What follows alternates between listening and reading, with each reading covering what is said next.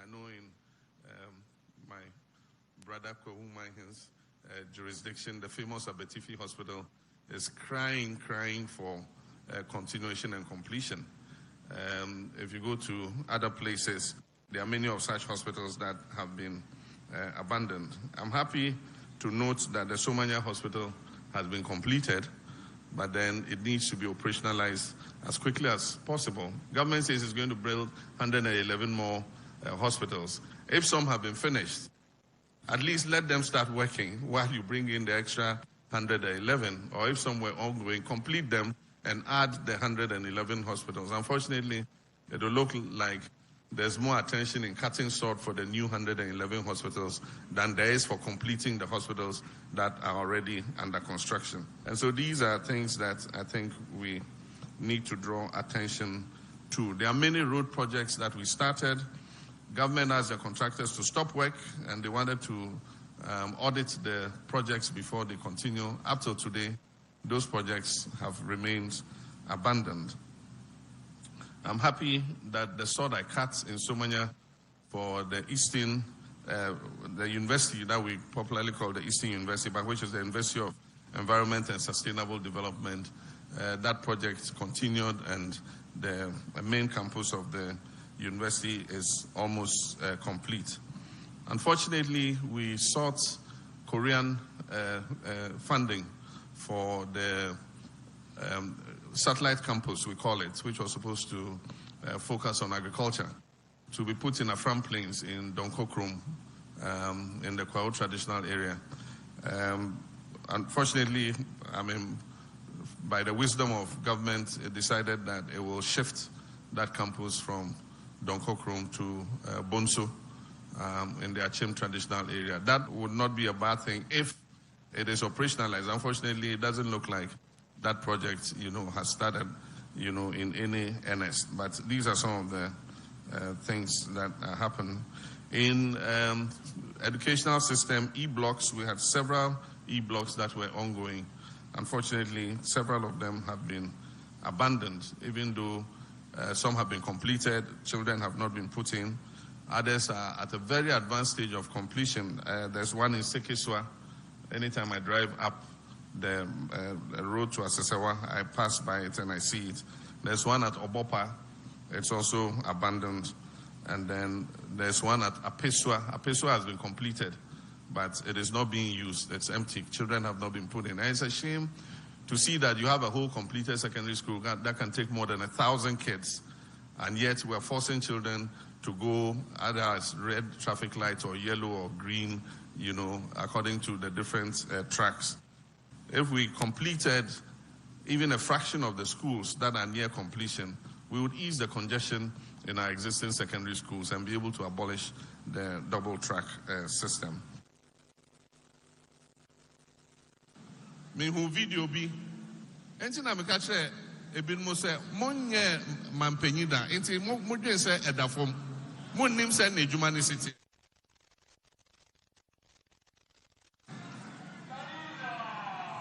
ene omo ankasa gafili gadochi omo ahu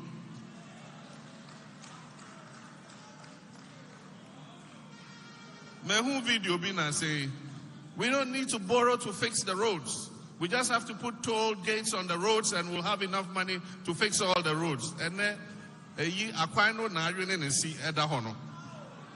Hwekofore dia akwan.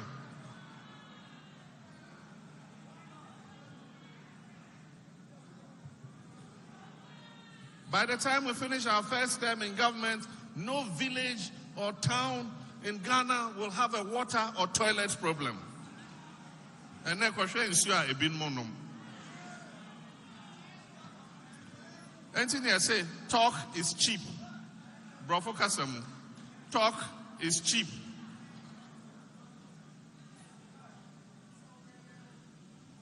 Yet is a castle come there.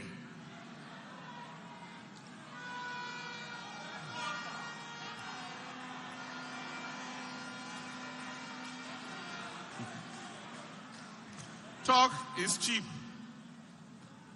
Within 18 months of becoming president, I will transform Ghana. 5 years, Nekoi. Ghana Nessa Nichi. Talk is cheap. But for Kasamuso, you say experience is the best teacher.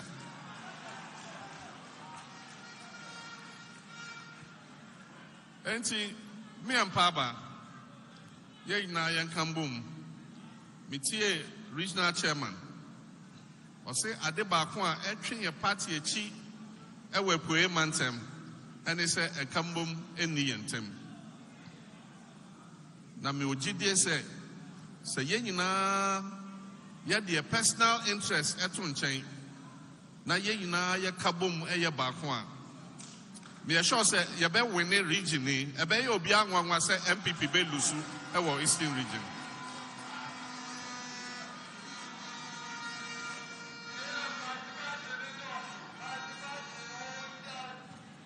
Enti yan kambum na yesi we a yesi we etimi we are coming we etiame na so ye ja eno din na to nchen na ye yina kabum ye bakwa. You will be surprised at what you can do in Eastern region. And minim se mo be yenso minim se mo betimi aye 2024 ye ndi agro 2024 ye ndi agro.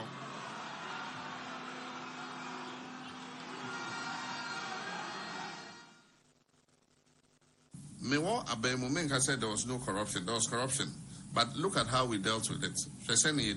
National Service, ghost names, almost 70,000 a year, and almost 30,000 ghost names count. Yeah, Pam Nipa 100 and something, and you did 30 something could court. A year, Jida. Me, and I'm set a commission of inquiry, Elvis Free and youth and I'm saying they should set up a ministerial inquiry to look into Jida. Yeshua Jida Mwenu Muhun say and you may be atosin. The Jida reports, I commissioned the Jida reports, and you will be on a commission here. And no me who say Kataship Shani prayer air coso. Now saying I'm TV. Austria Prime Minister. On any government in our resigning.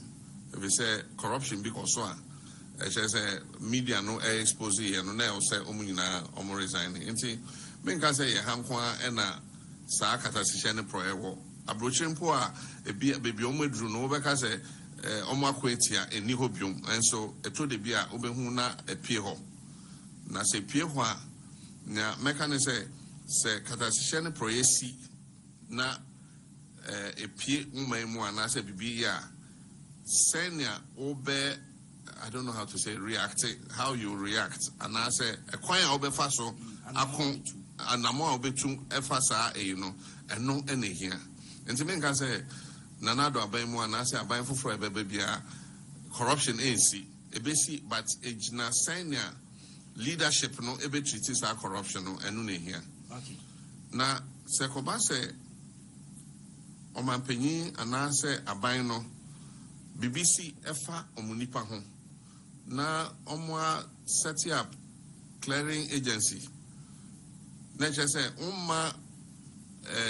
your friends institutions aban enjuma ye si ho say omunkon emfa katasise ne proye omunye investigation no omu atwe sa nipa na so na wan kasa aban eso aye ho na wakase we onye ahwe munjano we onye ahwe na munjano na ache say what create clearing system ama sankrofono na se koye sa obi nso ebe ya obeka say ene meso me ya yen twema so enti obehu na edereko sa enti na say president say o ya to ne din be breaking promise can then so one factor in agent account Ghana for friend clearing agent because obi ekoye katasisha na prayer na say corruption is involved in corruption on angazaka say o hwensi yen feel boss they will investigate Japan PDS yenya audio president's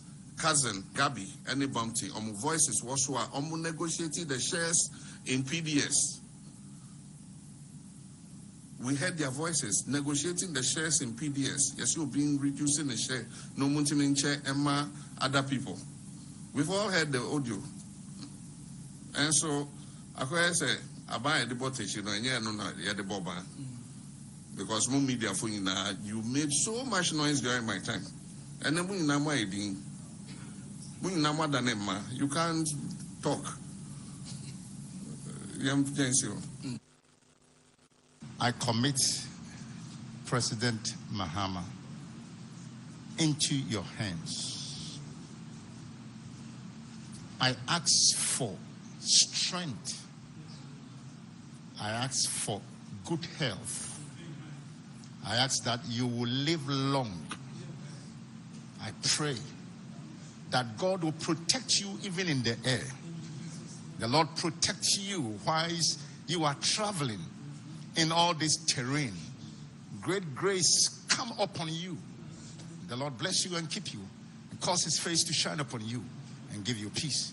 In Jesus' name, amen. The victory of the NDC is coming again, and the people say, hey, John. The victory of the NDC.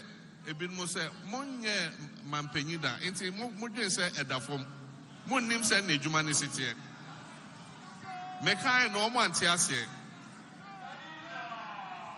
ene omo ankasa gafili gadochi omo ahu mehu video bi na say we don't need to borrow to fix the roads. We just have to put toll gates on the roads and we'll have enough money to fix all the roads. Ene eyi akwan no na adwene ne si eda ho no. By the time we finish our first term in government, no village or town in Ghana will have a water or toilet problem. And then question is a bit monum. Engineer say talk is cheap. Brofo Kasamu. Talk is cheap. The victory of the NDC is coming again, and the people say, hey, John. The victory of the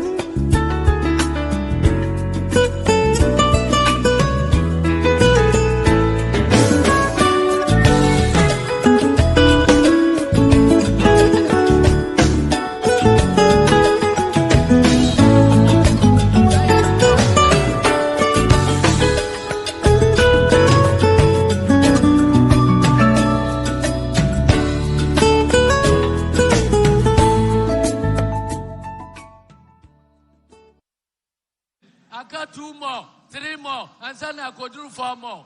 And do we have mistake, sir? After 4 more, yes, sir, Kotramu, sir, break the 8 year. All the answers to what Ghana is going through today are in NDC's 2020 manifesto. The big push for infrastructure, $10 billion into infrastructure to construct our roads, our hospitals, our schools, and all those things. Our 2020 manifesto. So yena ya the personal interest etun chen na yena ya kabom eye baako a me sure say ye be win the region ni e be ye obi anwanwa say MPP be lusu e wo Eastern region 2024 ye ndi agro 2024 ye ndi agro Madam Wase nyame shiramu. I was looking at something this morning. Municipal Chief Executive. Yeah, yes, Municipal Chief Executive, Cape Coast. And they said 77 people votes out of 63. People who there were assembled were 63. And then somebody was saying that some people took some of the ballot papers and ran away with them. I mean, what kind of democracy is MPP, fostering in this country? And when you listen to people like Lord Comey and things, it's about power. To me, it's not about the welfare of the people. It's not about the will of the people. He says if you get power, you shouldn't hand it over to anybody. What do you mean by that? It's a sovereign will of the people who elect you to serve. You know, but when arrogance of power sets in, then you hear people who speak so carelessly and recklessly. I think it's most unfortunate. Yes, do you feel power is being abused? Certainly, if you listen to some of them, the arrogance of power has gotten to them. And he was quoting the president. He said the president said he is going to hand over to an MPP president. He won't hand over. He will hand over to an MPP president. It's not your will. It is God's will and the will of the Ghanaian people. Whoever wins the election, you must hand over. Kufuor handed over to Mills. Yeah. I handed over to you, Nana Akufo-Addo. I could have made my mind that I wanted to hand over to an NDC, but it is the will of the people. If the people decide, you must agree. And the point is, I don't know where he's coming from, but I mean, statements like this are reckless. And I think that when they make them, the president is happy with them. And so he pats them on the back. That's what encourages them. Look at what happened in Ayawaso West Wuogon. And a whole deputy general secretary of their party says, oh, Ayawaso West Wuogon was a dress rehearsal. Yeah. And the dress rehearsal turned through 8 people dying because of impunity. You know, you just fire and kill people, you know.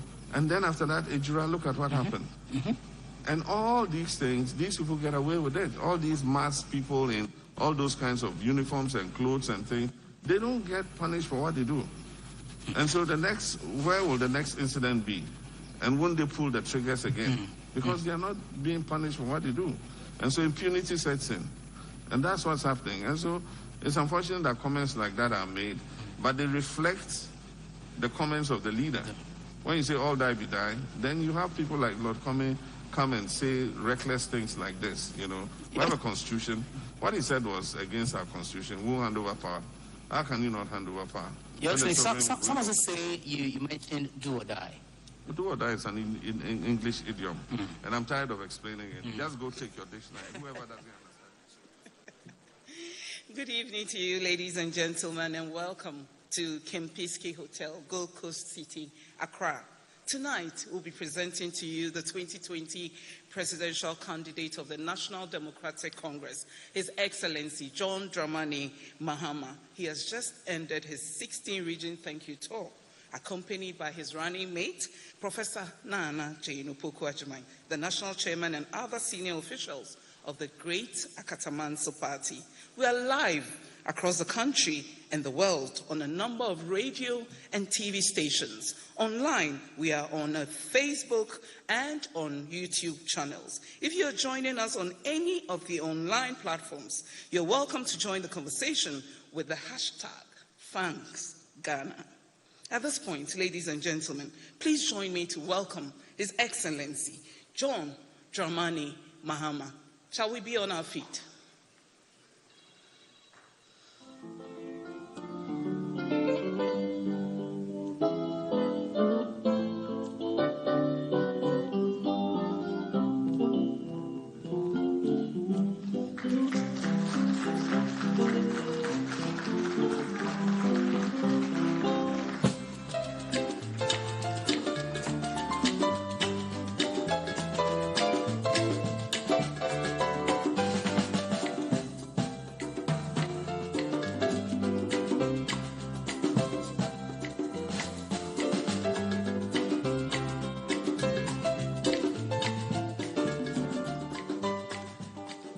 Welcome, His Excellency John Dramani Mahama. At this point, we need to take our party anthem. Let me invite Margaret Anse, a former district chief executive under His Excellency John Dramani Mahama, to lead us to sing our party anthem. Shall we be upstanding?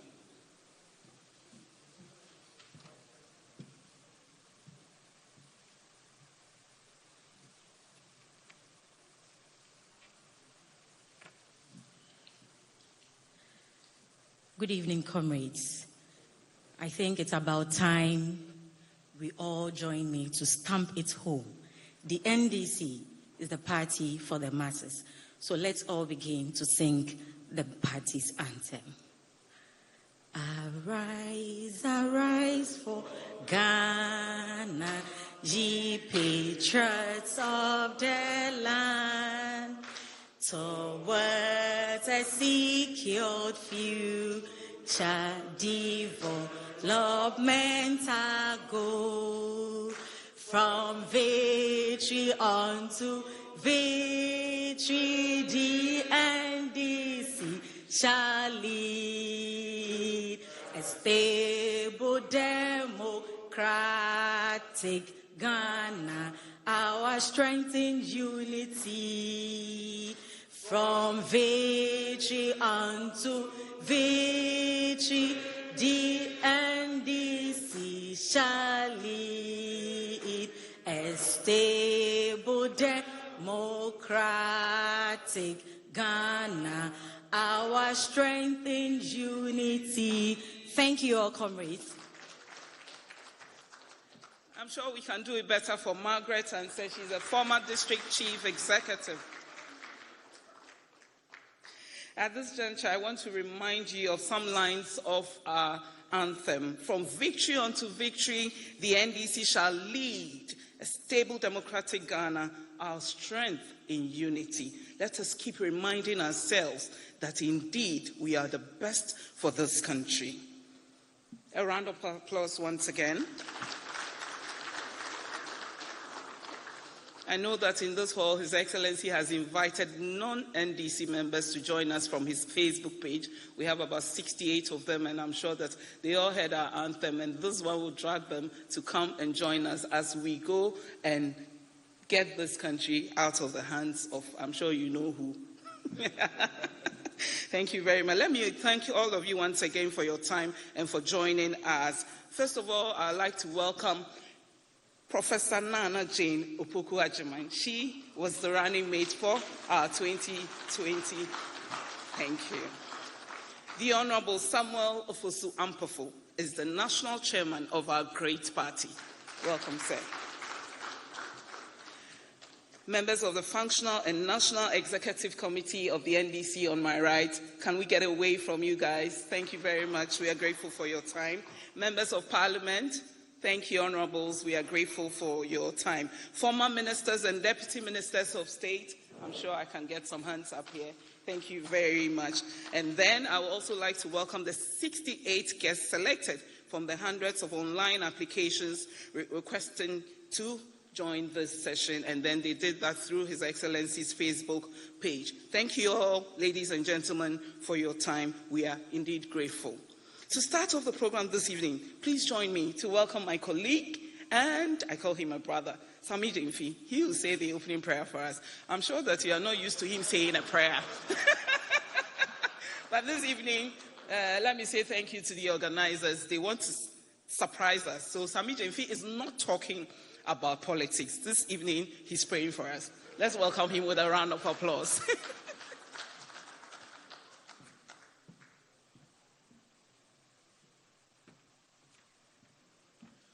Respectfully, ladies and gentlemen, shall we rise to our feet for a word of prayer?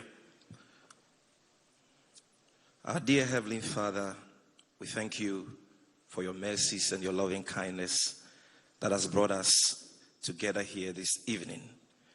As a climax of the thank you tour we commenced a couple of months ago, we are here to specially thank the good people of Ghana for the resounding support they gave the NDC, our parliamentary candidates across the country, and our presidential candidates during the 2020 elections. And while at that, talk about social justice and a sustainable economy for our country. And so, Almighty Father, we commit this program into your hands, and we ask and receive the grace for its success. More importantly, Father, we ask that you anoint the words of your servant, His Excellency John Dramani Mahama, who will be addressing us and the nation this evening. Father, let his words bring hope to the hopeless. Let his words bring comfort to the brokenhearted. Let his words bring encouragement to the disillusioned, and let his words bring illumination to all those who are in darkness about the true state of our country. Above all, Father, we ask that his words will prick the conscience of those in leadership and authority to do what is right in your sight for the development, peace, and progress of our beloved country. And finally, we ask that his words awaken the nation to your will and the unfinished business you have for him for this land. And at the end of it all, we shall give you the praise, the honor, and the adoration. In the mighty name of Jesus, we have prayed. And let everybody say amen.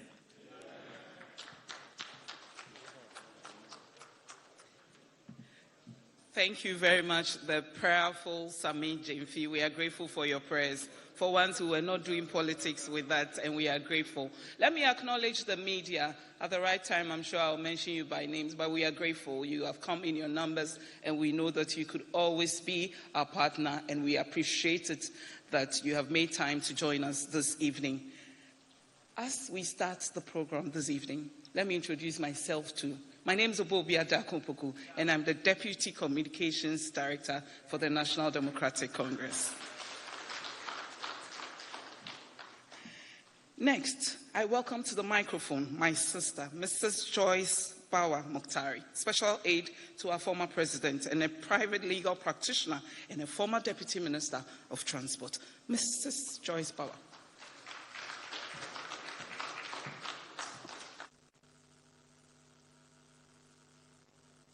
Ladies and gentlemen, thank you very much, my sister Obobia.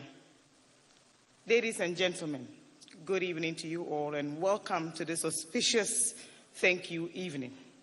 Kindly permit me first and foremost to welcome you on behalf of the 2020 presidential candidate of the National Democratic Congress, His Excellency John Dramani Mahama, and his vice presidential running mate, Professor Nana Jane Opoku-Agyeman, to this evening's Thank Ghana address. In less than 1 month, it will be a year since our beloved country, Ghana, witnessed its worst conduct of a general election in this fourth republic. We will be commemorating the bloodiest election in the history of our country, an election in which 8 innocent people lost their lives, including a young child. Not on the election day, but during the process of collation of the results of an election. This is an election that we in the National Democratic Congress believe, and many other Ghanaians believe same, that we won. As many of the chiefs, religious leaders, and ordinary Ghanaians publicly acclaimed during President Mahama's thank you tour, the people of Ghana can only share their compassionate love for our leader, a truly selfless individual, a politician who believes in the welfare not only of the people, but the future of this beautiful country. To lead a very large political party like ours and to accept to continue to do so is not necessarily an act that many are willing to undertake. And I believe that we all know that he even took us all the way to petition the Supreme Court. And like everybody else in this room witnessed, it was unfortunately not our day in court. And after all that, he agreed to lead this party once more on a thank you tour across the 16 regions of this country, calling for calm, calling for support, and thanking, of course, all of our supporters across the country. Distinguished ladies and gentlemen, President Mahama has once again demonstrated through his actions that the future of our party, the NDC, and of our beloved country, Ghana, means more to him than any other thing. If you were among those who asked yourself why we must all go thanking the good people of Ghana when he was not necessarily declared winner of the election, I believe you are more than convinced now that this decision was the best. It is yet another confirmation of the astute politician, the nation builder, and a great gentleman, John Dramani Mahama. And it is a great honor for me, on your behalf, ladies and gentlemen, to invite and welcome the former President of the Republic of Ghana, the NDC's only surviving former president, the man who many from across the 275 constituencies of Ghana, the over 33,000 branches and polling stations, and many Ghanaian voters say is the man who ought to have been declared winner of the last election, and who Ghanaians have come to accept and call the hard-working, decent gentleman, and of course look forward to him, to the glory of God, being inaugurated as president come January 7th, 2025. Distinguished ladies and gentlemen, I present to you one of Ghana's ultimate favorite politicians, the affable, the indefatigable, father, husband, brother, cousin, uncle, His Excellency, John Dramani Mahama. Thank you. Ladies and gentlemen, presenting the nation builder. John Mahama, waya, waya, waya, waya, waya, waya, waya, waya, waya.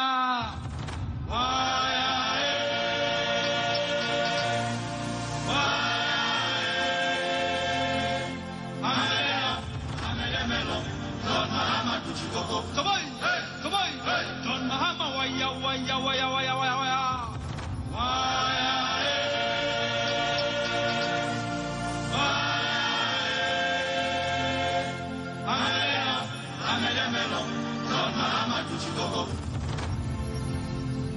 A nation builder is one with vision, a planner, and a master tactician. Here's a man with a team that understands that the implementation of free senior higher education, for example, requires adequate infrastructure in order not to destabilize an already working quality educational system.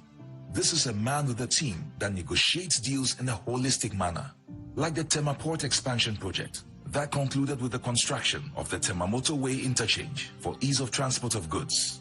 This is a nation builder, one who makes judicious use of resources at his disposal. There are several infrastructure projects in various sectors of the economy accounted for under John Mahama's 4 years of governance.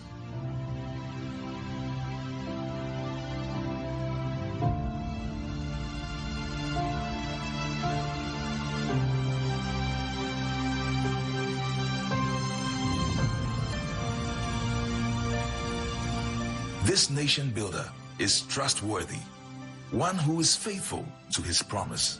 John Mahama promised to end doomsday, and truly, he did, leaving the nation with excess megawatts of power at the end of his first term in office. This nation builder is a unifier. John Mahama's leadership transcends ethnicity, family, and friends. One whose message resonates with the upper class right through to the grassroots of our society. Same can be said about his communication prowess. It's unrivaled. This year's elections will be about track record. Second is trust. The writings are clear on the wall. The records never lie. Fellow Ghanaians, the choice is ours to make. Fellow Ghanaians, presenting John Dramani Mahama.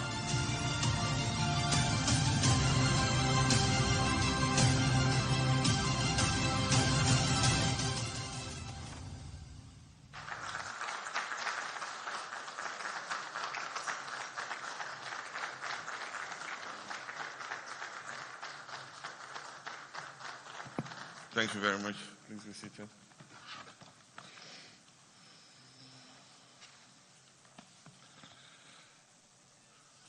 Good evening, my brothers, my sisters, ladies and gentlemen. As you just heard, I am John Dramani Mahama. I was born in Damango. I grew up in Accra and Tamale and spent my holidays in Damango. I schooled in Achimota, in Tamale, at a great Ghana school, Ghana Secondary School, and then Legon, and later did my postgraduate studies in the then Soviet Union, USSR. Along this journey, I have learned useful lessons from the school of life, the theater of rich, potent, and abundant dreams. We were created in the image and likeness of God and given power to overcome adversity and defeats, particularly when we work in unity and with a common purpose. This unity and common purpose are needed if we want to transform our great nation Ghana into a sustainable economy underpinned by social justice. As Social Democrats, the National Democratic Congress, that is the NDC, believes and has always subscribed to a compassionate political philosophy that seeks to create opportunities for all to develop to their fullest potential, and not just a few people. The framers of our Constitution and national laws espoused these principles and directed our governments to bolster social justice through equitable, prudent, and sustainable allocation of our national resources with the future generation in mind.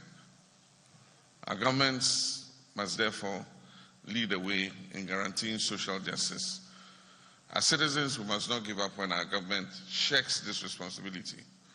We must, in our own small way, keep hope alive by offering support to encourage each other.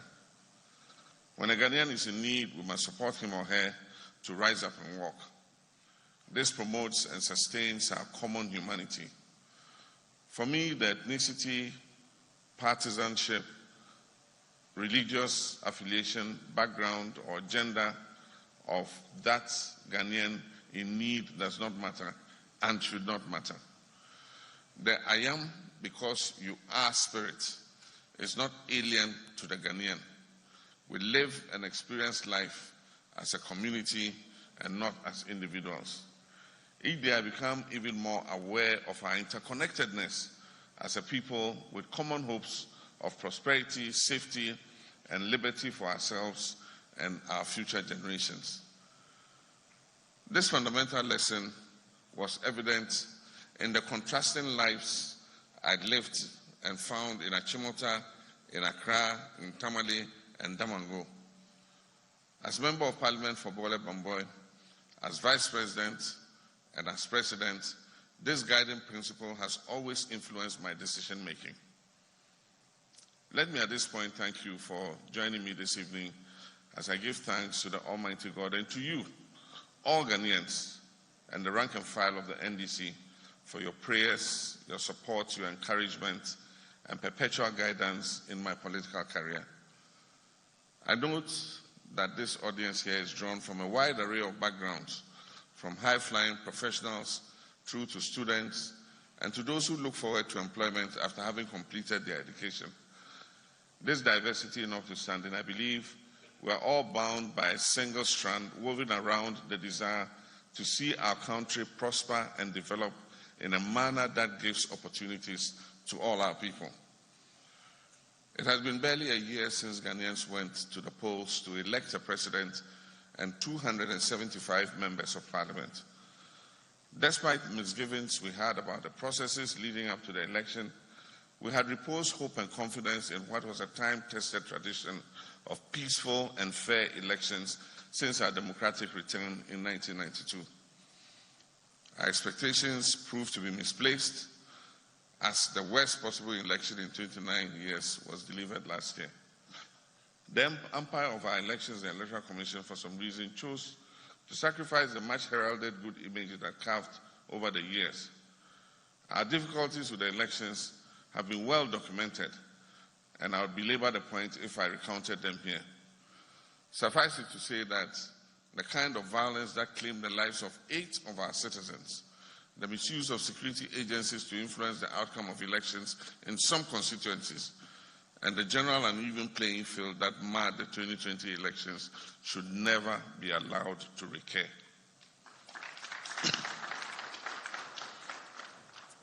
We in the NDC have duly learned useful, if even bitter lessons from the entire episode. We're willing to engage the Electoral Commission in constructive dialogue with a view to addressing the clear shortfalls of our present electoral system and fashion out one that meets the expectation of all if we are to avoid the unfortunate incidents of 2020. We've started this process by proposing a number of reforms to the electoral process, and we continue to carry out consultations with various stakeholders. We look forward to having an opportunity with the Electoral Commission to discuss these reforms and their possible implementation. Despite the disappointment of the loss, I deemed it appropriate to extend my appreciation and gratitude to Ghanaians who found me worthy enough to vote for in their millions. There are over 6.2 million people who, according to the officially declared results, spent time in long queues over a period of 10 hours to vote for me, deserve all the appreciation I can muster.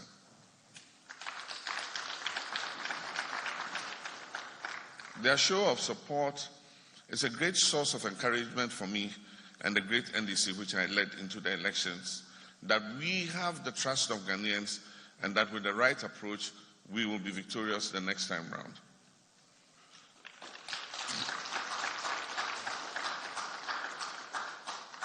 That trust was also reflected in the spectacular gains we made in the parliamentary elections, in which we moved from 106 seats to 137 seats, marking an increase of 31. It is trite knowledge that but for the underhand maneuvering and misuse of security agencies to overturn the true outcome of results in several constituencies, we would be the majority in Parliament today. I acknowledge the participation of those who chose to repose confidence in our opponents and voted for them. I extend my thanks to them as well. Because their decision to exercise their franchise has left our democracy the richer for it.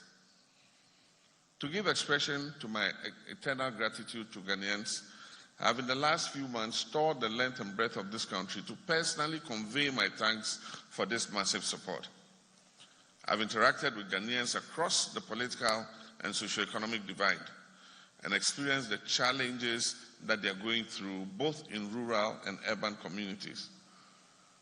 Throughout these interactions, one thing has become resoundingly clear, and it is that our country is not on the right path. We're clearly headed for a major ditch if immediate action is not taken to reverse the trend. I also asked, after listening to many of the people who spoke in these interactions, what we can do collectively to address the excruciating hardship and suffering confronting many a Ghanaian. The problem of our country are legion and hydra-headed. And as I distill from my interactions with the people of Ghana on this tour, the most pressing problem is the impact of the ailing economy on livelihoods, prospects, and dreams. The consequences of misguided priorities in economic management has led to unbearable hardship, high unemployment, and the frustration and despair felt by millions of our youth. Other concerns include the bastardization and politicization of state institutions, the mounting corruption, rising insecurity, abuse of power, lack of investment in critical infrastructure, and abandonment of projects and heavy-handed governance. The tragedy of our current national situation is that we have a government that appears completely unwilling to acknowledge the problems and even begin the process of addressing them. We're instead confronted with an administration that believes that these major problems can be wished away through public relations, sloganeering, divisive rhetoric, populism, and plain political deception. Take our present economic state, for example. At a time when everyone is crying out over the excruciating hardship brought on by excessive taxation, ever-increasing cost of living, weekly fuel price increases, this government chooses to recite a hackneyed mantra that there are indicators that show that the economy is doing well. Even if we were to overlook the mismatch between these claims and the very visceral suffering and pain people are going through in their daily life, it beggars belief that the same people saying this were only 6 years ago dismissing any linkage between the welfare of Ghanaians and economic indices. They said then that they had visited the markets and were not experiencing single-digit inflation prices in those markets as we would dictate. They insisted then that the best way to measure the strength or otherwise of the fundamentals of the economy was to look at the exchange rate, for its depreciation would expose the weakness therein. These days, however, even as the exchange rate depreciates to very worrying levels, they say, oh, the economic fundamentals are strong. Beyond these spirited linguistic acrobatics, the plain truth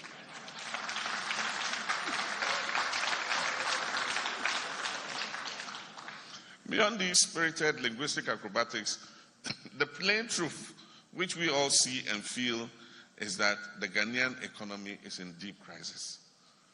At the micro level, we feel the heavy impact of a troubled economy when we go to the market and find prices of basic items rising with alarming rapidity. We also feel it when we go to the fuel station and find that the already high price of fuel has increased once again. We further feel it when our rents are increased, or when we get onto Trotro and find that fares have gone up because of increases in fuel prices. Importers feel the pinch because duty at the ports have become almost impossible to pay due to the amount of taxes slapped on them. The daily struggle of Ghanaians to make ends meet would be impossible to recount in one address. The question we ask, however, is how have things moved from bad to worse so quickly when we're promised a much better and more affordable standard of living? I would say this is the direct result of the mismanagement of the Ghanaian economy by its current managers. The present economic decline is even more shocking when viewed against the backdrop that this has been the most fortunate government in the history of Ghana in terms of the quantum of resources that it has received. After inheriting an economy that had made remarkable recovery from the shocks of a protracted energy crisis, commodity price falls, and much lower oil revenue, this government has brought this economy to its knees in ways that are totally unacceptable. In pursuit of a just and fair society, the NDC administrations of Professor John Evans Atta-Mills and my good self between 2009 and 2017 achieved inclusive progress in the face of intractable national challenges. The resultant effect of our work was a resilient economy that was projected to grow at 8% in 2017. And indeed, the economy did grow at 8% in 2017 as projected.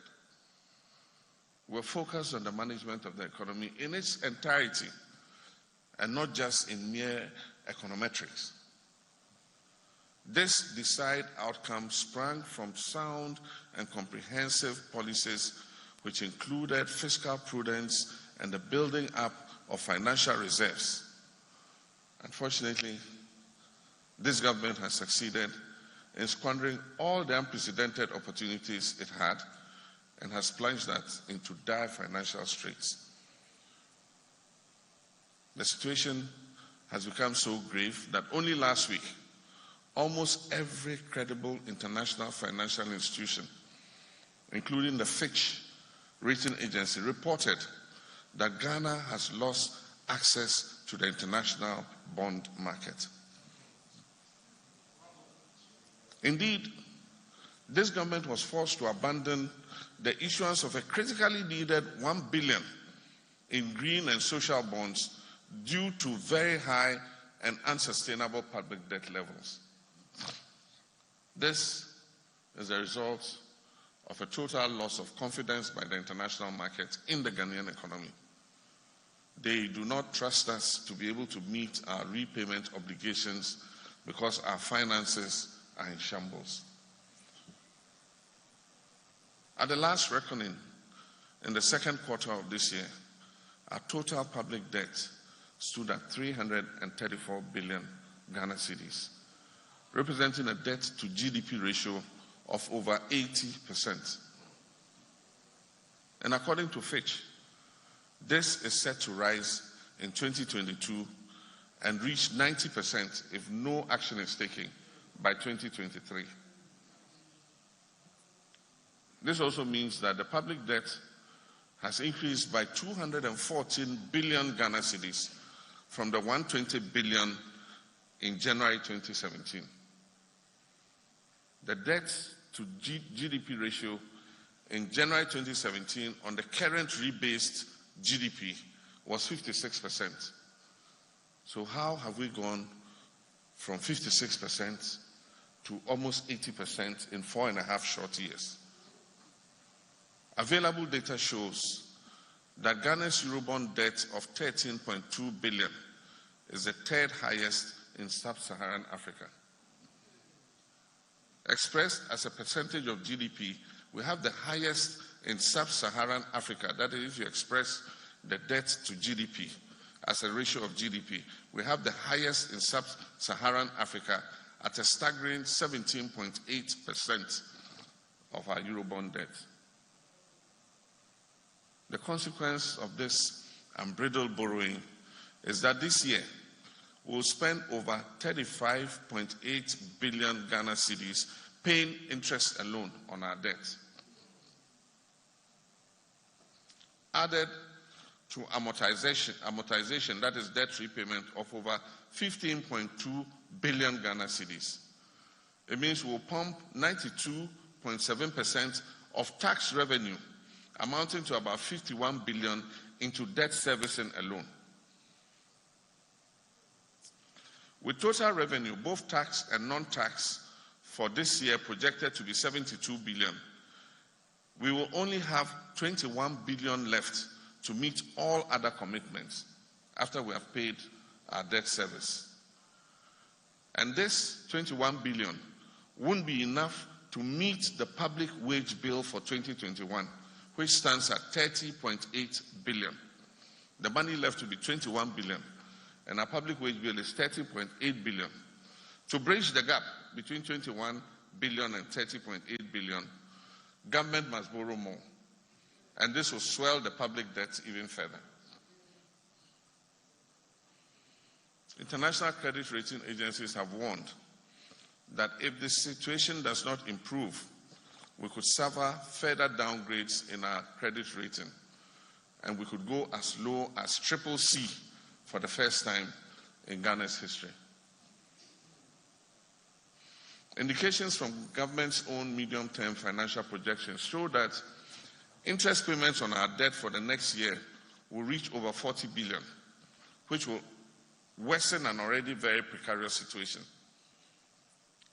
The debt overhang has been exacerbated by an unprecedented budget deficit of 15.6% and a primary deficit of 8%, including energy sector and financial sector payments recorded in 2020.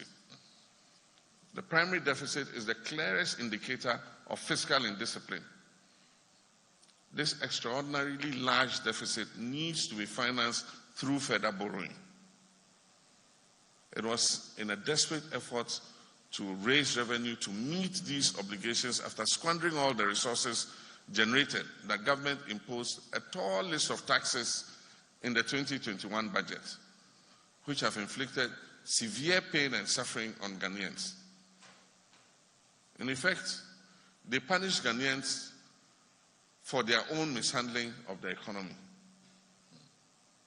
The pain and suffering that these taxes have brought, leading to the rampant increases in prices of goods and services, stem directly from the gaping hole in our finances occasioned by the reckless election-related expenditure of 2020. The government has attempted to conceal its appalling incompetence and recklessness in the management of the economy with the COVID-19 pandemic. While the pandemic posed a major challenge to the global economy, including ours, it is quite clear in our case that it was the desire to win elections at all costs that got the government to engage in unbudgeted consumption expenditure to create an artificial feel-good factor before election 2020. It is this overspending that led to the very large deficit that has undermined the economy and left us in this parlous shape. Data from our neighbors and other comparative countries in sub-Saharan Africa who were also ravaged by the same COVID-19 clearly shows that almost all of them kept their economies within manageable limits and have not been thrown into economic crisis that Ghana finds itself in today. Let me begin with Cote d'Ivoire, which was President Akufo-Addo's favorite comparator to Ghana in the run-up to 2016. He was always very happy to compare Cote d'Ivoire and Ghana. COVID-19 did not affect us any more extraordinarily than it did Cote d'Ivoire. Yet, their budget deficit for 2020 was 5.9%, and their debt to GDP ratio stands at 45.7%. Togo, Benin, Nigeria, Sierra Leone, Liberia, and Niger, and others have deficits below 7%, while their debt to GDP is nowhere near the 80% that Ghana has recorded.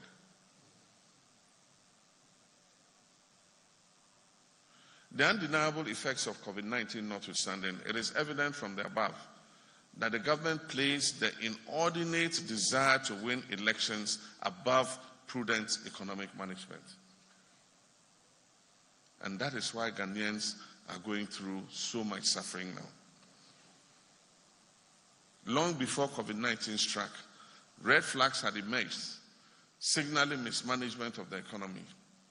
We drew attention to this, but no corrective action was taken. Among these were the deliberate underreporting of the deficit through creative accounting, under which some of the expenditure items, especially in the energy and financial sectors, were treated as amortization items to artificially understate the deficit numbers. Another problem was the mortgaging of key statutory funds for borrowing, which was not reported as part of the national debt. Funds which we created, such as the GET Fund, the Road Fund, ESLA, among others, have all been collateralized for borrowing over several years. ESLA, for instance, has been extended to 2035. And so it will be a key part of our petroleum price build-up from now till 2035. It cannot be taken off. And when ESLA was introduced, it was introduced for a 5-year period to pay off legacy debts. All this was meant to lull us into a false sense of security that our debt was lower than it actually was. A serious fallout is that the intended purposes for setting up these funds has been derailed.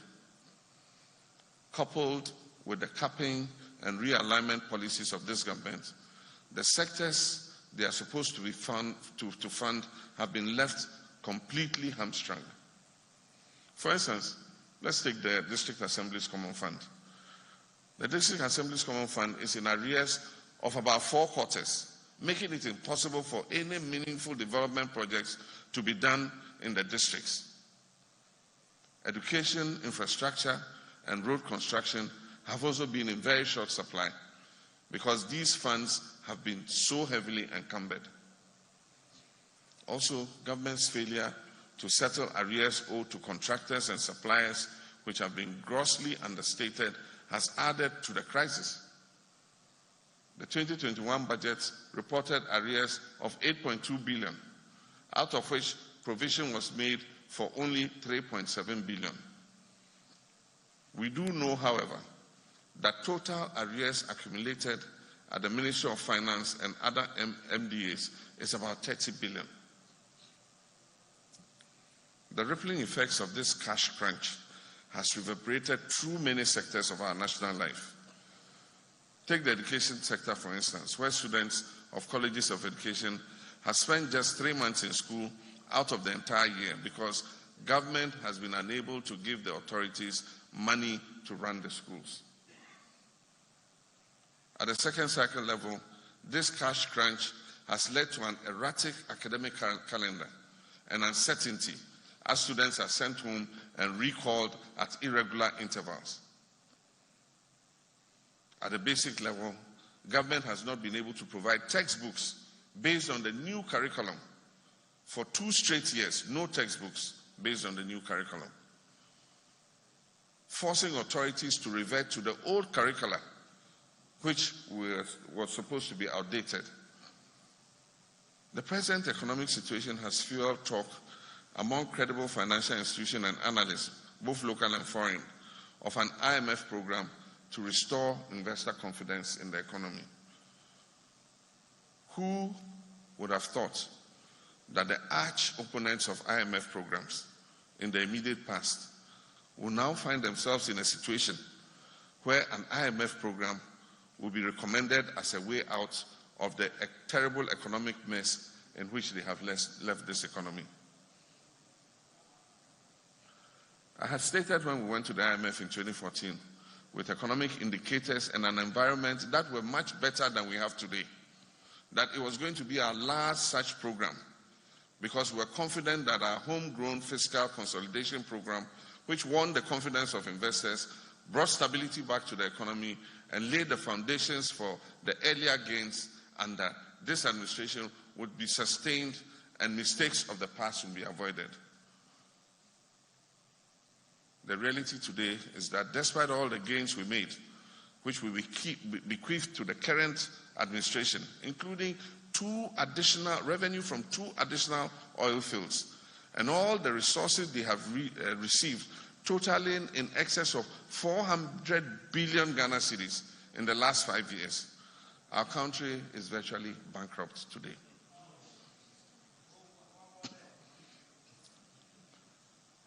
Many have wondered what has become of all the claims of supposed competence and know-how in economic management by those in charge of the economy now, after beating their chest and giving lectures only a few years ago.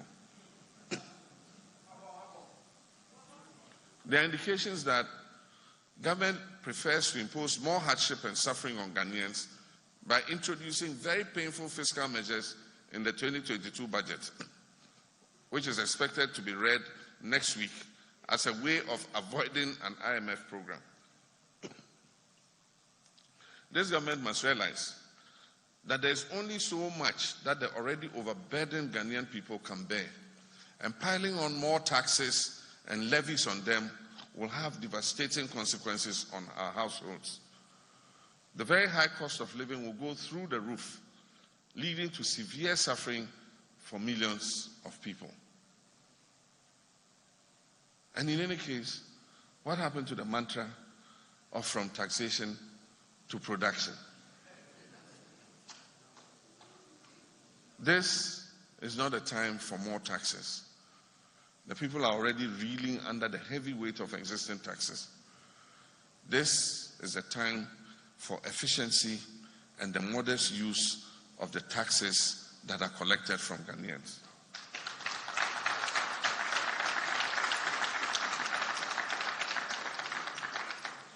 The ostentation and opulence that have characterized the spending of taxpayers' money contrast sharply with the suffering of the people.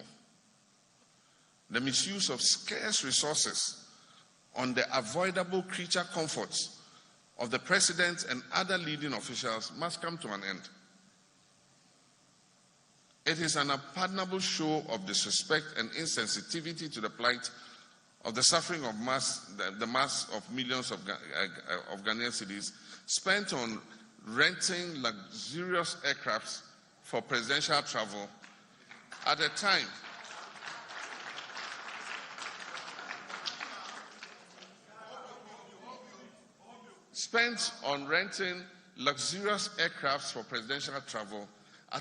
when the state of Ghana has a fully fitted and airworthy executive jet that can ferry the president anywhere in this world. And I know because I used that aircraft. Professor Mills used that aircraft.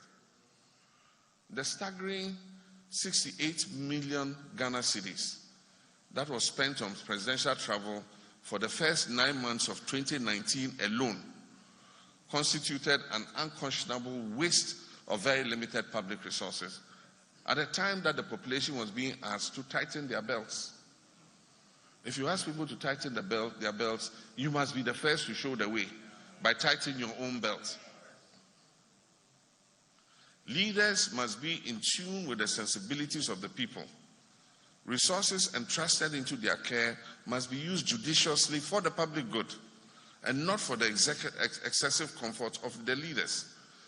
If this kind of waste was avoided, significant resources could be saved to address some of the more pressing concerns of the people. The loss of confidence in the economy has triggered very worrying sell-off of our bonds. And the sell of our bonds is not due to Sam Jatta George. Don't blame Sam Jatta George for the loss of confidence in our bonds. And this is putting further pressure on our beleaguered cedi. Firm decisions need to be taken immediately to demonstrate to investors that we have what it takes to turn the situation around. The critical decisions that must be taken to save the economy from imminent catastrophe must be guided solely by what is prudent and in the national interest, and not what is politically expedient. Another problem that requires immediate resolution is the explosion in unemployment. The specter of tens of thousands of frustrated and desperate young men and women running and falling over themselves to apply for very limited positions in security agencies, as we have recently seen, is most heartbreaking and deeply disturbing. Unemployment has truly become a national security crisis. Somebody says it's a pandemic. I agree with you. Here too, the government's approach has been one of nonchalance and the bandying about of dubious employment creation figures. This has been coupled with ad hoc and unsustainable measures that have led to throwing back onto the streets of tens of thousands of NAPCO recruits with virtually no hope of finding sustainable employment. At the core of our message to the people of Ghana in 2020 was jobs, because the unemployment issue was staggering and the youth bulge has surely become a major threat to our economy and our country. And that is why we made jobs the central pillar of our manifesto for the 2020 elections. From all the pillars of our policy planks in the People's Manifesto, infrastructure for growth, fixing the economy, tax cuts for jobs, developing a digital, functional economy, among others, our focus was on jobs and prosperity for all. Indeed, that was the slogan. But for the actions of the Electoral Commission and the subsequent verdict of the Supreme Court, an NDC administration would probably have been in place today, and the implementation of our various people-centered policies would have provided you and all of us better conditions of living than we are seeing today.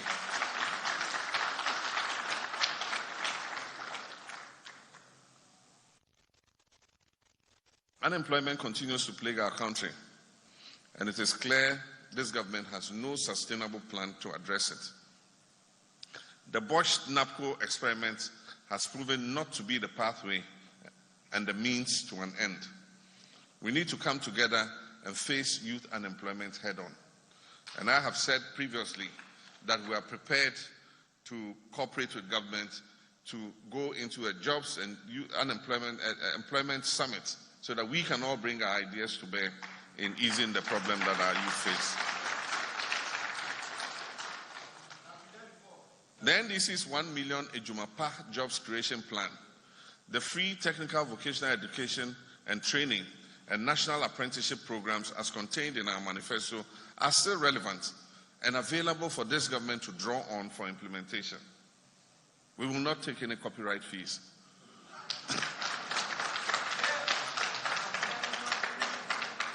If well implemented, we can create an average of 250,000 jobs every year for the young people of Ghana. In our manifesto, we also provided plans to make Ghana a 24-hour economy with 3 shifts of 8 hours each. Our plan was to aggressively diversify our economy, provide more public sector jobs, enhance productivity, and add value to our products for export.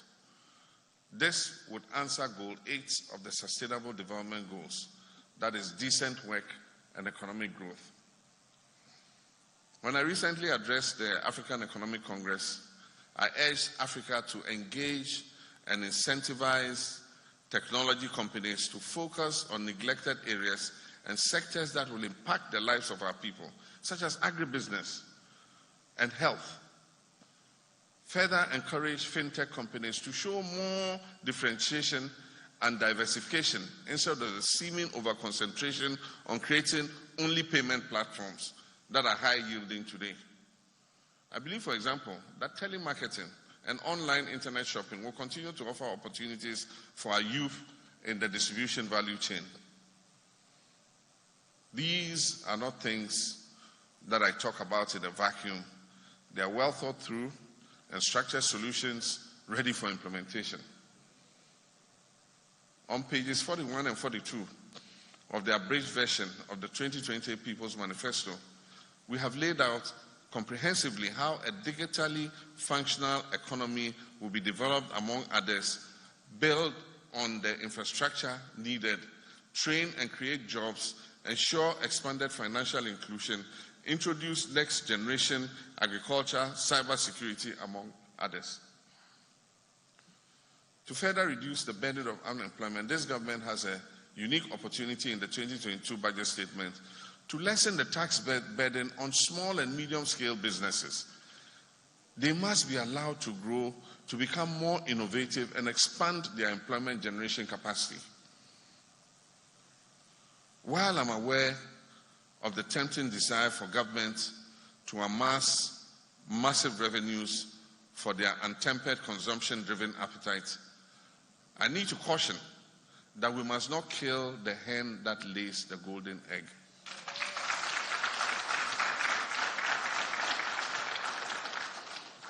In this process, it has become evident that the current approach in public financial management has failed and needs to be reconsidered. It has also become evident that the private sector needs support to help resolve the troubling levels of joblessness in this country. Ghanaian companies have proven that when they're giving the needed push, they will thrive, flourish, and employ more. We tried it with a $20 million injection in pharmaceutical companies, Tobinco, NS Chemist, Danex, Dan Adams, and Kinapharma, to expand production and provide jobs, and it worked. Such a stimulus package to viable Ghanaian entities in targeted sectors can be adopted under the current circumstances to induce growth and enhance the employment generation capacity of these selected firms. The Ghana Exim Bank must be redirected in its financing more towards agribusiness. Farmers and agribusiness in fishing, poultry and livestock, cashew, cocoa, palm oil, cotton, seed cotton, and rubber, etc., are in dire need of financial support to expand, take advantage of emerging local and international markets, and contribute to employing more labor. Public sector workers have proven over the years to be critical partners in national development. Perhaps this explains why it continues to attract many job seekers. I disagree with the oft-repeated position that the public sector is full and has no more room for people. The human resource gap analysis study we conducted on the public sector last year in preparation of our manifesto revealed very wide gaps and shortages in specific segments of the public sector. The Ghana Education Service and the Ghana Health Service have human resource gaps of almost 100,000 people. That is, the actual figure is 98,650. More people are needed to fill the CHIPS compounds, the hospitals, the polyclinics, to fill the schools. You still go to schools and You have one teacher teaching class 1 to class 6. And so there are gaps in education and health. Similar gaps were also identified in the security services. And so this human resource gap analysis shows that there's more space for employment, especially if we can keep frivolous expenditure down.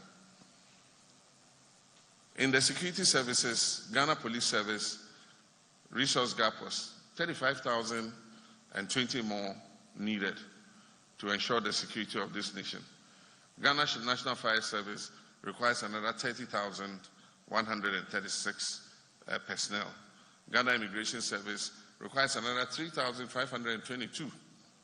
And the Ghana Prison Service, from our human resource gap analysis, requires almost another 8,000 personnel.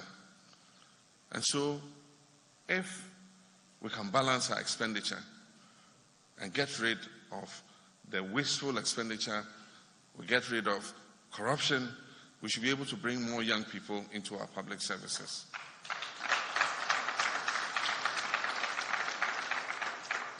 What is lacking are innovative strategies of financing these human resource gaps. The time has come for the government to bite the bullet and take the bull by the horn. Many of these sectors can be made self-financing to improve the capacity to employ. Once they are allowed to use portions of their internally generated funds instead of depending solely on the consolidated fund, they should be able to create more employment. Similarly, the informal sector, which includes the creative arts industry, sports, also deserve attention. Sports and creative arts are powerful, life-changing endeavors. Azuma Nelson, 20-year-old Samuel Techi of Tokyo, 2020 fame, Abedi Pele, Professor Francis Dodu, Adjo Abayo, the late Nana Kwame Ampedu, Amachi Dede, Kojo Entwi, modern-day musicians and actors, Shatawale, Stoneboy, Sarkodie, and all the artists, actors, and actresses have transformed their lives and that of their families and their communities using their talents.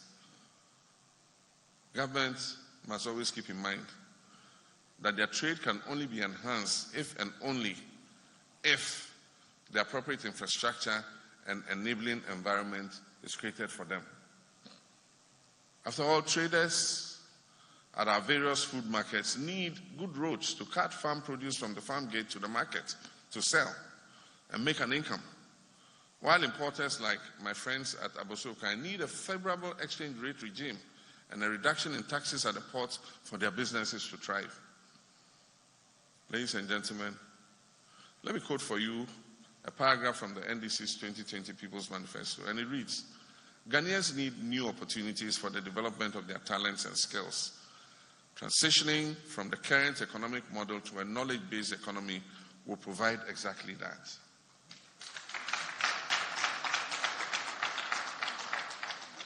For me, if a government must commit future generations to a financial obligation, then a substantial portion of the funds should be used for projects that can generate income to pay back the debt, or the funds must be directed towards public investment expenditure, CAPEX, that future generations can benefit from.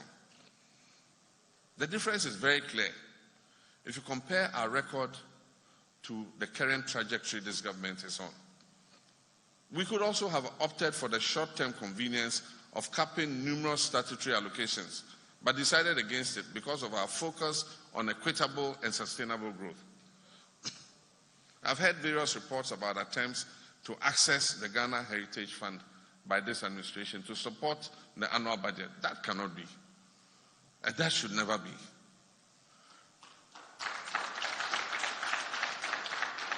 I do hope that these are just speculations we are hearing. If the government has decapitated over 90% of the petroleum revenue inflows, what is a meager 8% in the Heritage Fund going to help them and do for them? The Stabilization Fund and the Ghana Infrastructure Investment Fund, both of which were established during my period as president, have served Ghana well and can serve Ghana well. Let me recognize the contribution of my senior policy advisor, Dr. Valen Sawyer, and the Venerable Atu Ahoy for their tireless efforts towards the setting up of especially the Ghana Infrastructure Investment Fund.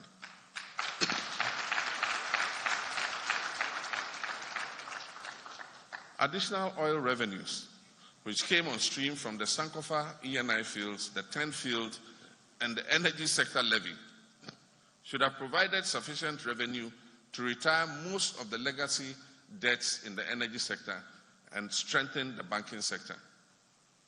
We would have avoided the reckless and deliberate collapse of Ghanaian-owned banks, the massive job losses, and the many adverse socio-economic impacts that have been associated with this unfortunate endeavor.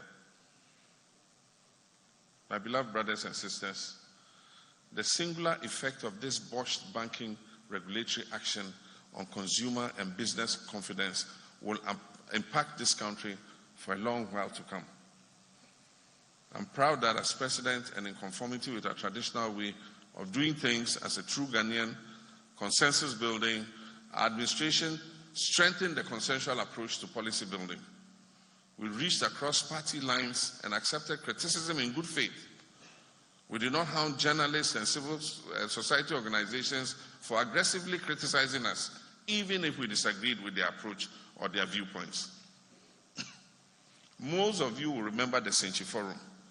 That had an audience of prominent talents from opposing political groups and from across the nation. Another key plank of our administration strategy was transparency in our public financial management system and in our national discourse. The opacity within our current national discourse about economic indices undermines our collective progress. Debates about the true state of the nation, its debt levels, exchange rate trajectory, or even growth numbers underpin the need for strong institutions that cannot be subverted by individual preferences. Under the Ghana Integrated Financial Management Information System, which we popularly call GIFMIS, we implemented best practice control system to improve accountability in public financial management. We plan to pick up from where we left off. We also promulgated the Public Financial Management Act to align our fiscal management practices with international standards. While strengthening the economy for sustainability, our government further had our eyes firmly on growth and productivity. We did not believe we could recklessly borrow our way out of underdevelopment. A major hindrance to mobilizing sufficient resources to fund our development is corruption. We have in recent times witnessed acts of corruption, cronyism, and decadence that lower the pedigree and reputation of the office of the president. Not forgetting the dubious and opaque Ejapa gold royalty issues, which this government is still hankering after with plans of executing and hosting in a foreign tax haven.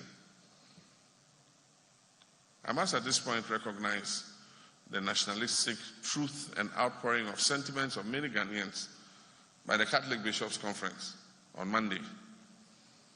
Until we are bold to reflect what we are all experiencing under this government, the situation will continue to worsen, and we're all going to be the worse off for it.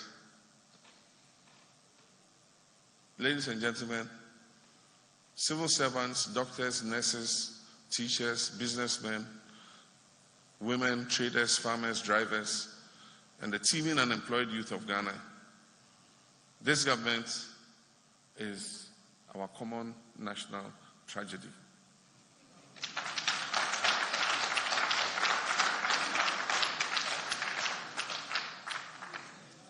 We may yet have to endure these very difficult times for a while longer due to a combination of factors. But I come to you this evening with a simple message. Do not, out of avoidable hardship and difficulties, despair to the point of losing hope and giving up on Ghana.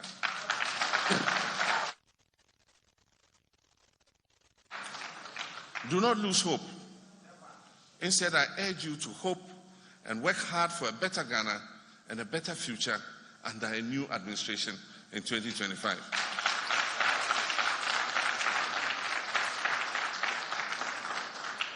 I'm talking about a future where your name, your ethnicity, your tribe, your circumstances of birth will not determine how you are treated in your own country by your own government.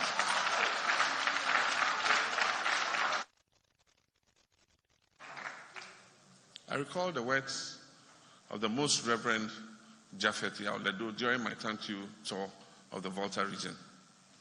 And I stand this evening to assure the people of the region and the nation at large that all successive NDC administrations will continue to be national and people-centered ones, sharing the national cake equally and beneficially to all regions and all parts of this country. A future where institutions will work for the good of all citizens, and all citizens will reciprocate institutions with willing respect, not demanded obeisance out of fear of repercussions from the powers that be. A future where the President of our country will accord due respect to all citizens, including chiefs from all regions,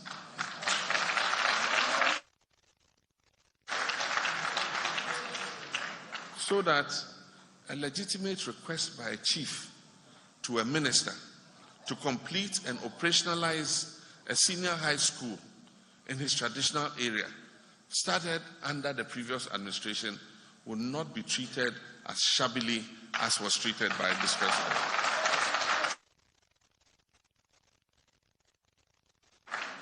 A future where state institutions will not astronomically increase admissions to the Ghana Law School in an election year, just because John Mahama and the NDC promised to expand access to professional legal education, only to turn around a year after the elections to deny access to many more students, 499, including those who are deemed to have passed the entrance examinations. Ladies and gentlemen, these are the issues the government wants you to ignore and forget. But how can you forget your living experience of hardships? No amount of digital propaganda,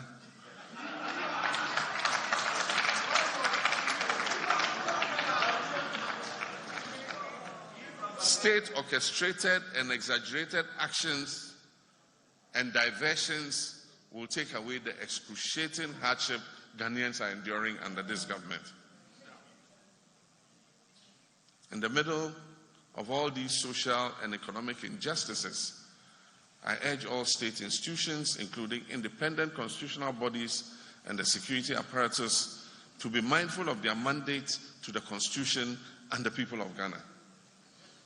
They should not yield to pressure to become agents of oppression and the tools for government propaganda.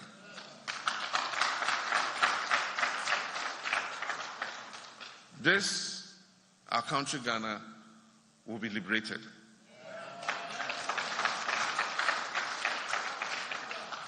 And they should seek to be on the favorable side of history. The recent brouhaha about upweighting the use and application of enhanced computer systems in our workflows, practices, and lifestyles is needless. Some have opted to turn the drive a digitalization drive. I'm not the type to be taken in by words or huge catchy phrases, as I focus on the substance of the program in terms of its objectives, its mode of delivery, its outcomes, and the impact at cost-effective levels. That is what matters.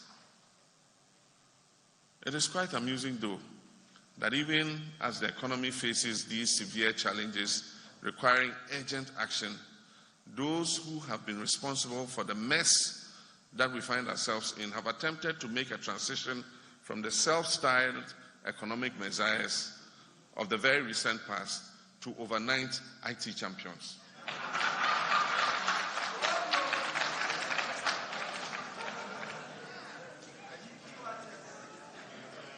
We are suddenly being told that the decades-old incremental progress that has been made in the ICT sector due to sound and consistent policy making spanning several governments, leading us to a point where they are being leveraged for convenient, efficient, and innovative service delivery and transactions, is the brainchild of some people whose record and involvement is at best very tenuous.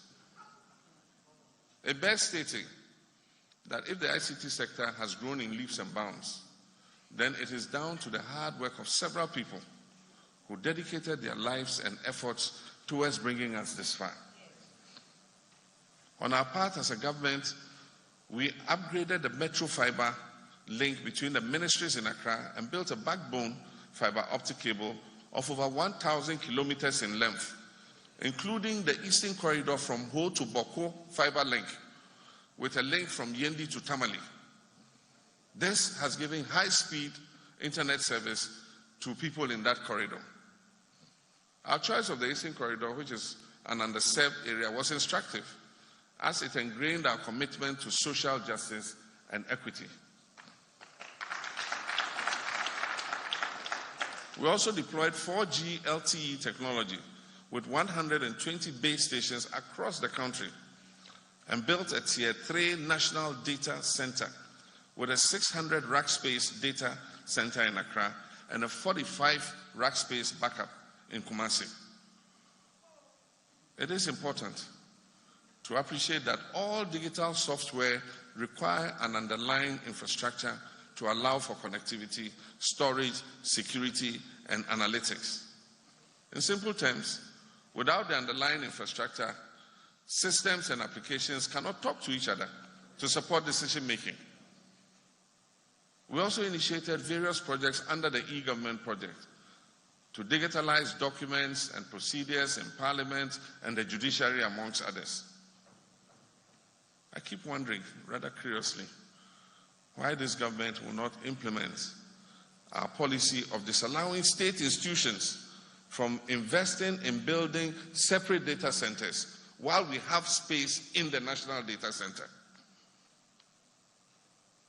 The history of port automation in Ghana perhaps gives a most vivid illustration of how illusory the desire to appropriate gains in technology uptake for partisan gain is. That process began under the Rawlings administration in the late 90s with the policy of the Ghana National Single Window Program, which culminated in the rollout of the GCNet system under President Kufuor in 2002 as the first phase. In 2015, the second phase commenced with a number of notable achievements: a fully automated pre-arrival assessment reporting system in 2015, which reduced the time for import classification from 2 weeks to 48 hours, and in some cases even shorter. The launch of a fully electronic payment system for the import declaration form IDF, which meant that importers could purchase these forms via credit card, mobile money, or bank draft, was launched. The introduction of Ghana's first Cash Express card for payment of customs duty on the Ghana Trading Hub was also completed. Other digital applications like the Trade Information Portal, Export Tariff Classification Tool, Duty Calculation Tool, Price Valuation Tool, and a fully functional help desk were in place.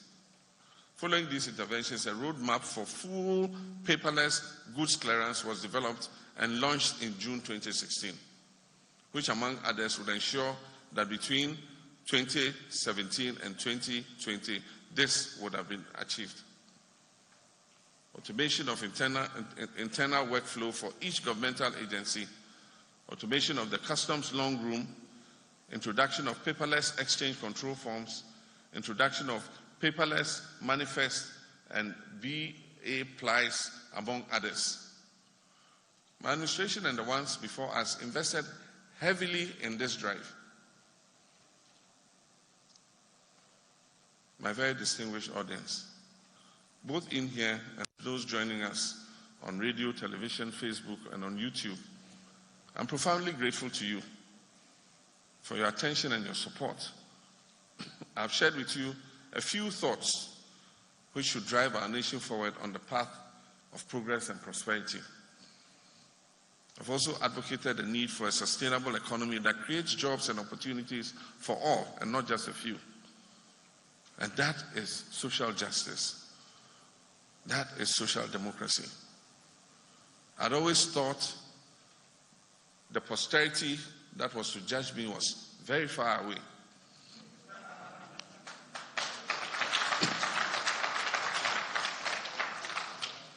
But it has come too soon under this government's watch. I do not seek vindication. How can I seek vindication when the impact of this government's mismanagement of the economy has been so grave on the people of Ghana, whom I hold very dear? My task is to continue to give you hope. My task is to help our party, the NDC, to reorganize.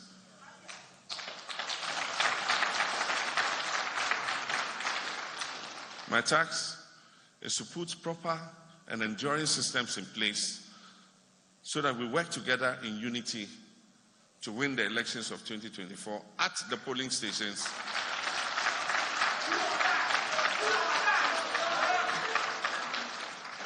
and in a manner that no mortal human being or man or woman can interfere with.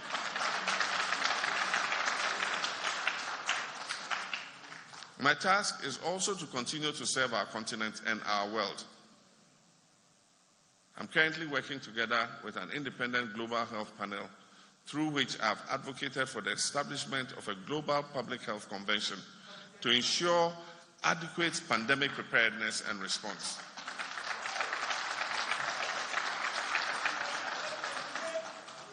Another pandemic will be a disaster, particularly if it catches us unprepared like COVID-19 did.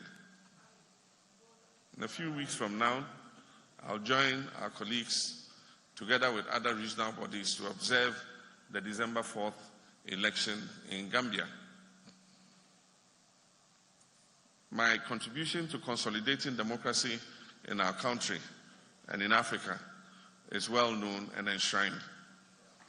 For the younger generation coming up full of ideas, creativity, energy, altruism, and who believe in a fair, just, and inclusive Ghana that offers you opportunity and platform to drive the change that you seek, you currently outnumber us, and the present and future are yours. I'm asking you to keep believing and showing an active interest in the fortunes and direction of this country. Considering your numbers, you are the majority. The current and future direction of this country rests on your shoulders. Let me at this point celebrate and thank my vice presidential running mate, Professor Nana Jane Opoku-Agyeman.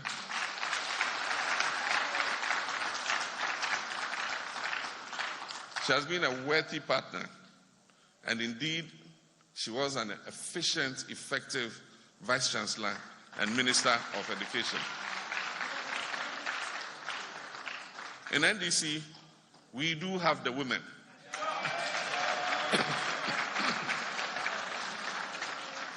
And you've seen many of them in the audience today and on display this evening. Let us continue to work for social justice. I urge all of you to stay safe, of course, because COVID-19 is still here with us. And those of you who have not taken your vaccinations, I appeal to you. It saves life. I've lost too many friends to COVID-19 because they did not believe in vaccinations. And I can assure you the vaccinations are safe. You can take them and you would have no adverse repercussions. And I'm a living testimony of the vaccinations. And I can tell you there have been no adverse repercussions on my mortal being. And so those of you who haven't taken it, please remember to go and take your COVID-19 vaccines. I thank you for your kind attention. May God bless us all, and may God bless our homeland, Ghana. Thank you very much.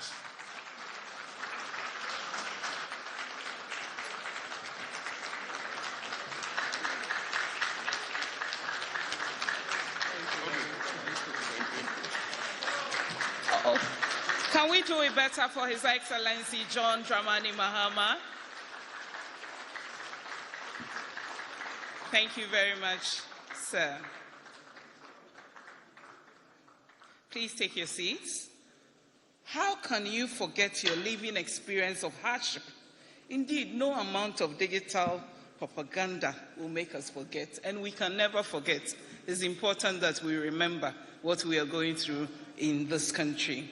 Please, you can join the conversation if you are watching us on live, on Facebook, Twitter, and all the other new medias. You can join the conversation, #ThankGhana.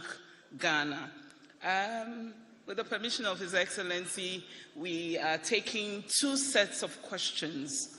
We'll start with the media, the journalists. I'm sure that you can find the microphone. There's one on my right, one on my left. I'm taking 4 questions in the first set. I want to take it from the journalist before I open it up for the other members. So please, if you're a journalist and you have a question for His Excellency, please walk up to the microphone. There's one on my right and there's one on my left.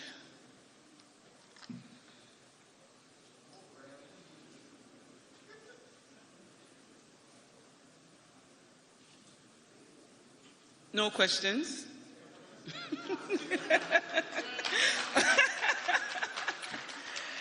Okay, so I'm sure that the modern day guys will say His Excellency has killed it.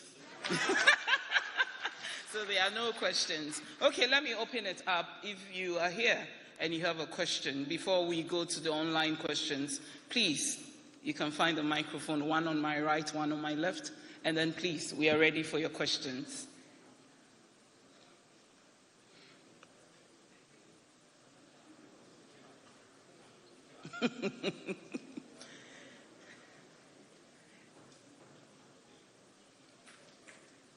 Okay, so clearly I don't have any questions. So His Excellency, you killed it.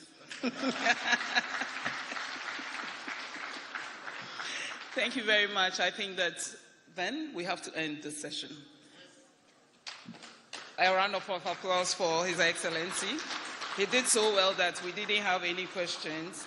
And then I'm sure that, ladies and gentlemen, it's now time to invite them onto the podium. The NDC's running mate for the 2020 election. She shattered the glass ceiling.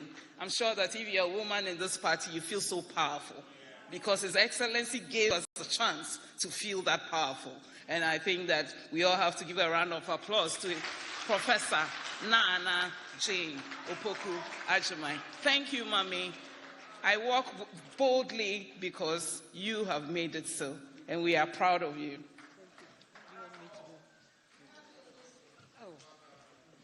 Okay. Oh, please sit down. And thank you all of you for being here. My role, I've just been informed, is to give the vote of thanks. We want to thank all of you, not only for being here, for those who listened, for all the people who supported us in many, many ways. Some give encouragement, some give support in many, many complex ways. Oh, yes, you can hear me. Okay, thank you. Yes, I wanted to thank all of you for the support that you gave us. You gave support in advice, in encouragement, in your prayers, in your good wishes. You also gave support in tangible ways. And the list is endless. The people are many, and we want to thank all of them. We came to you asking for support. You didn't deny us. And we were able to do our campaign, going to the markets, to the villages, everywhere. And people received us, just as you have been here this evening. So we want to send our thanks through you to your friends, your homes, your communities, to all of us who had the faith in us that, yes, there was something we could do and do differently to ensure that we are advancing our country, we are giving hope, and that, yes, we can turn things around.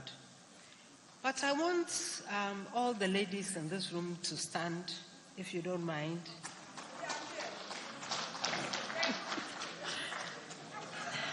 Even those who are watching us virtually, if you don't mind. And I want all of you to join me in thanking His Excellency John Dramani Mahama. And of course, at this point, I want the guys to stand too and add your thanks, because he has done something for women in this country. And I was completely floored, I was humbled, and I wondered at some point, how am I going to rise to the occasion? But with everybody's support, with everybody's demonstration of faith, we've been able to do a little bit. And I'm sure that regardless where we are, we'll continue to play our role. And also through you, JM, to thank the executives, all those who accepted your nomination. I'll forever be grateful to you. And we have worked very, very closely, more closely than from the ministry. And please believe me when I say he's the finest of gentlemen. Thank you very much. Thank you very much. And all of you, thanks for being here for this evening. Oh, please sit down. Thanks for being here for the lecture. This is a lecture. I'm sure everybody goes away with something. I normally don't like to sum up.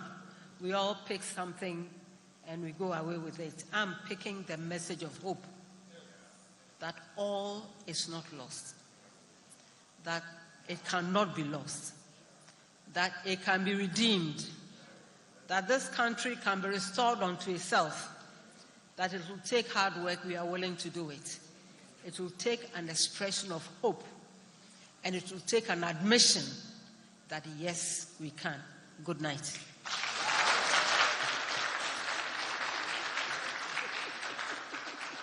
Indeed, yes, we can. And I'm a proud woman. And every woman here and out there, I'm sure you are all proud. Thank you, President Mahama. You blessed us with a beautiful woman, and you made us proud. We were live on UTV. Thank you very much, UTV, Peace FM, Joy News TV, Asempa FM, GH1 TV, TV XYZ, Class FM, Accra FM, Adishi FM, Kumasi FM, Tadi FM, Dagbon FM, Sunyani FM, Pa FM, Sela FM in Sogakopa, and WoezorTV. We're also live on Metro TV, Ahoto FM, and its sister stations. Thank you very much. We are very grateful. Thank you, President Mahama and Professor Nana Jane. You guys were a good pair. And thank you, the National Chairman and the National Executives. We are very grateful for your hard work. Thank you very much, my colleagues from the media. Thank you, ladies and gentlemen, for joining us this evening. This show was proudly produced by Mr. Stan Dugby, the JM Digital team, and WoezorTV. The coordinating team of Dr. Omane Buama, Joyce Ba Mokhtari, Felix Kwachio Fusu, Sami Jainfi, and the communications team, and all of you who contributed to this beautiful program. We are grateful that you found time out of your busy schedules to join us. Tomorrow morning, when you hear the cock crows, it is us. From all of us here, we say thank you very much and have a great evening. Good night.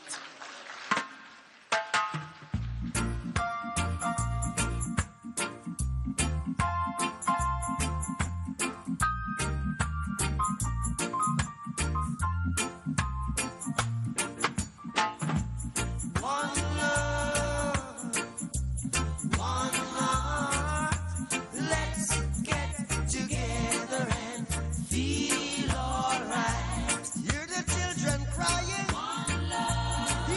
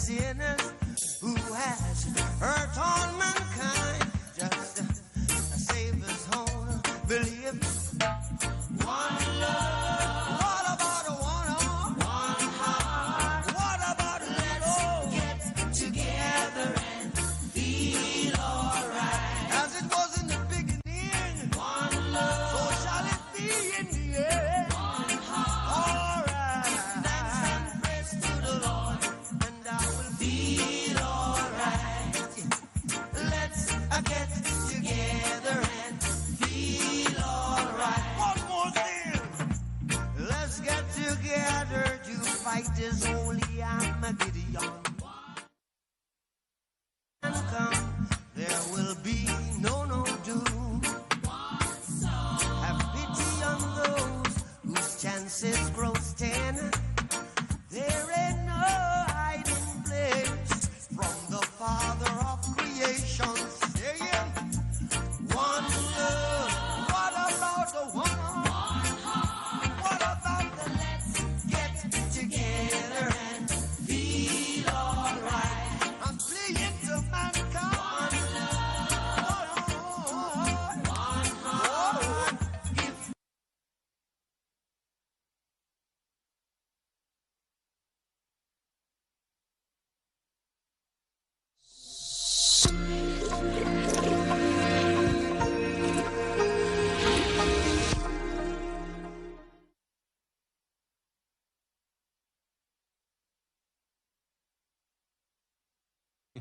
Pulling off an amazing trick. A gold medal hopeful for host